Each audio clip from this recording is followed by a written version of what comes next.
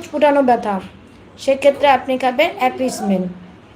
তাহলে কয়টা মেডিসিনের কথা আমরা আজকে বললাম? 4টা। একটা হচ্ছে গ্লোনোইন, যে গরম একদমই সহ্য করতে পারে না, গরমে গেলেই তার মাথা ঘুরে, বুক ধরফর করে, প্রেশার হাই হয়ে যায়, তারা খাবে গ্লোনোইন। যারা মুখ গরমের মধ্যে যাওয়ার পর দেখবেন যে চোখ মুখ লাল হয়ে গেছে, কোনোভাবে সহ্য করতে পারছে না, মাথা গরম, হাত পা ঠান্ডা, আলো সহ্য করতে পারে না, মাথা তো ব্যথা ব্যথা থাকবে, অবশ্যই মাথা ব্যথা থাকবে, তাহলে তাদেরকে দিবেন বেলাডোনা। যাদের এই গরমের মধ্যে ডায়রিয়া হয়ে যাবে, বমি থাকবে, অত্যন্ত দুর্বল হয়ে যাবে, তারা খাবে ভিলিট্রাম অ্যালবাম। আর যাদেরকে এই গরম সূচ ফোটানো ব্যথা লাগে এবং বাতাস দিলে ভাল লাগে, তাদেরকে দিবেন অ্যাপিসমেল। এবং এখানে একটা মেডিসিন আপনি অ্যাড করতে পারেন, সেটা হচ্ছে ক্যান্থারিস।